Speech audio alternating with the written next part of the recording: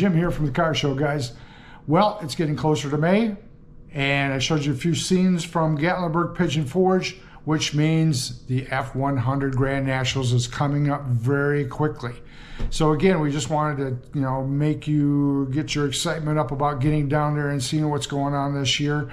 Going to be a lot of great trucks down there, as there always is. We enjoyed ourselves immensely last year. Again, this is footage from last year, but it's going to give you a taste of what you're going to see when you get down there this year. Or if you're not going to go, at least you get to see what was down there.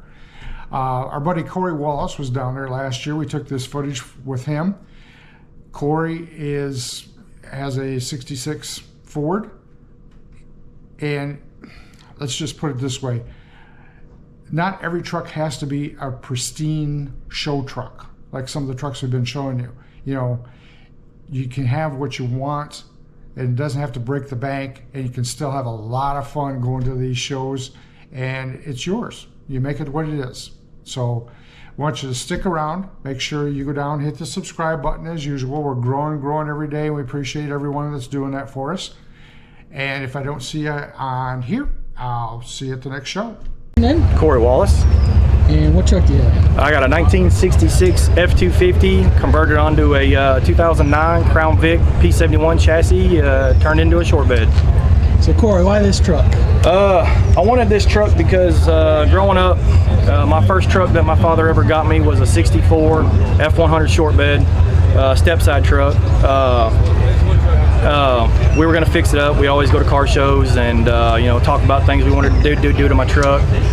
Family fell on hard times, ended up having to sell my truck, so the family could help pay bills and things like that. And then I always talked about getting another one. We always went to car shows and looked at them.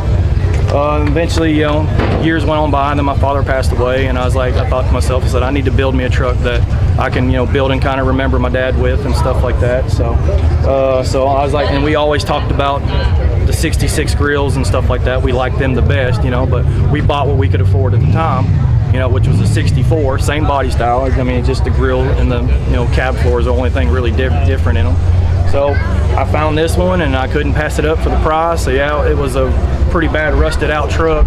So I guess that's why I got it so cheap.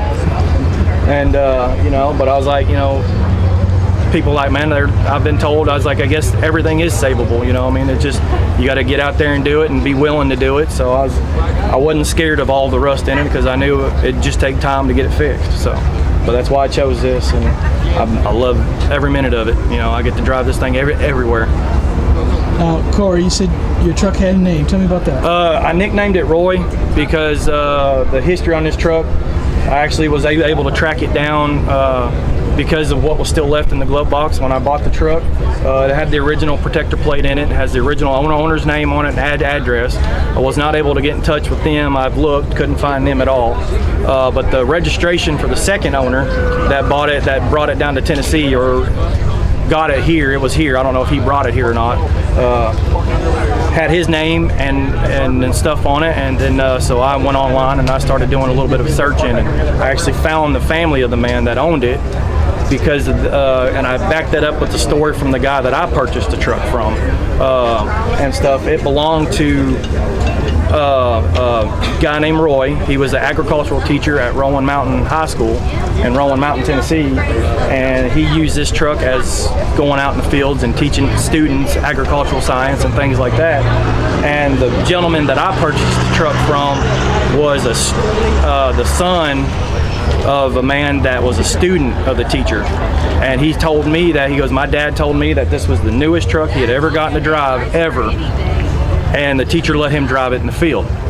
And then as he grew up, graduated school and stuff like that, he learned that the teacher passed away. And he was asking the family for years if he could purchase the truck, because it was a truck that he got to drive in the field when he was a teenager in high school, getting to learn agricultural science and stuff. And they wouldn't sell it for a long time. And then finally they did sell it. And when they did sell it, unfortunately, I think maybe a year or less, the guy that the student that purchased it, he passed away. So I bought it from the son of that man, and he's like, I'm never going to do anything with it, so I want to see it go to somebody that's going to save it. I'm not going to sell it to somebody that's going to part it out, because he told me, he's like, if you're going to part it out or junk it, I'm not going to sell it to you because I want something done with it. He's like, I know it's really badly rusted. He's like, but I want someone to save it. So I was like, I'm up to the challenge for it. So I bought it, drug it home. It probably weighed about 300 pounds less because all the rust fell out of it, dragging it home. But you know, 3.5 years later, for almost 4 years now, and it's on the road, and you know, pretty much every bit of the rust has been fixed. You know, it took me a while, a lot of hand making stuff, and because when I started building this, a lot of the companies that make aftermarket sheet metal repair parts weren't making some of these parts.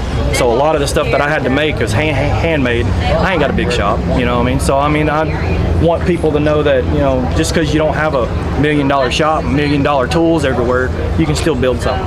You know what I mean? I did this in a 25 by 30 garage, you know, with basic hand tools and a welder. You know what I mean? I don't have a lift. I don't have nothing like that, you know?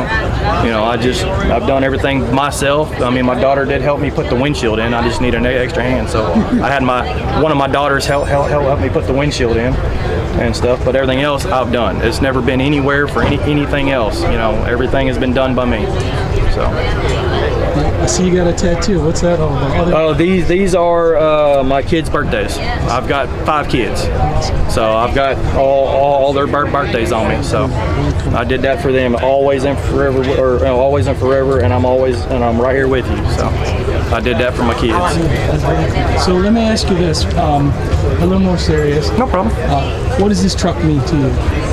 This truck means to me. It means to me, you know, a lot of memories of what me and my dad envisioned on building trucks. It means to me that, you know, that something like this can be done, you know, to anybody out there that wants to do it, you know, and don't give up on something just because, you know, your family falls in on a hard time sometimes, you know, and it just shows that you can accomplish anything as long as you stick to it, is what it means to me. You know, being able to, yeah, it's been 3.5 years. Some guys get their stuff built a lot faster than that, you know what I mean? But, you know, I work a full-time job, got 5 kids, you know what I mean? And I still got me something pretty cool. You know, it gets a lot of attention everywhere I go. You know, it's not the shiniest thing out here, but, you know, I still get plenty of compliments on it. So it means a lot to me. So I'm going to ask you, no, not so serious, That's fine. question. So for the guy who's coming to the show, what do you do? What advice do you have? How do you get ready for a show? Right now in its stage, I just make sure, you know, what parts of it are nice, is clean. You know, I wipe most of the dead bugs off of it, because I drove this here. You know, I drove it 4.5 hours here. You know, so I like to make sure that's clean on the inside, presentable, you know, and stuff like that. I did a lot of stuff the night before I left here, you know, basically putting lipstick on a pig is what I called it, you know. Clean the inside, wipe it down, just keep the bugs and stuff off of it, just something make it more presentable, you know. I mean, it could have been nicer if I had it painted, but, you know, I mean, it don't have to be perfect to show it, you know what I mean? It's still cool. I mean, even with the dead bugs on it, it'd probably still be cool. And I think that leads us into my next question. Yeah. You know, for those guys, maybe it's their first time coming to a show, or maybe they never come to a show before. What kind of advice do you have for them? I would say just be respectful of everybody's trucks. You know what I mean? Everybody loves something different. You know what I mean? There's, you know, everybody's got their own idea on what they want. You know what I mean? Don't come in disrespectful to anybody. You know, just because their truck's different than yours, or, you know, you got a different idea of it. I mean, there's probably almost 1,000 trucks coming this weekend here, you know, and every single one of them's going to have their own different approach and idea of what they envision what their truck's going to look like, you know. So I just be open-minded and be willing to accept ideas from everybody, you know, especially if you're building your own and you ain't got it here yet. Just take ideas from everybody and then make your own, you know. I mean, it's just, you know, it's car culture, and everybody here is, you know, is pretty much, you know, everybody's awesome. You know, they all love everybody's trucks, you know what I mean? And, you know, I've never met a mean person yet. So, you know, it's always a very giving and helpful community. You know, someone's always willing to help you out, or they know something, or give you an advice on something. You know, I've been asked by several people, you know, man, can I pick your brain on what you did to this truck? I kind of wanted to do the same, because I might not do what you did. I said, that's fine. You can, I mean, it's your truck. Be willing to build it however you want. you know, but I'll give you what I've done, and then you can take that information and, you know, I mean, do what you want with yours. You know, that way you've got a broader idea and, you know, knowledge of what to do, you know, so. So, if somebody come up to you today and says, I want to buy that truck, what would you tell them? I would probably throw out I told my wife I'd sell it price. You know, the price that I'd be so unobtainable that they'd be like, yeah, I'm not going to buy it because I really don't want to get rid of it. And my wife told me, she's like, that's going to be your son's truck, because I finally got a boy. He's only 3, so he's not here because he couldn't stand staying here all day. But you know, if I threw out a price, it'd be like 25 grand. You know what I mean? And that'd be like, yeah, they'd probably walk away from it. You know, so you know, I don't want to get rid of it. I would love to see my boy driving it, you know, one day. So. But we're good. Good? Yeah. That was the right answer. Good job. That was the right answer, by the way.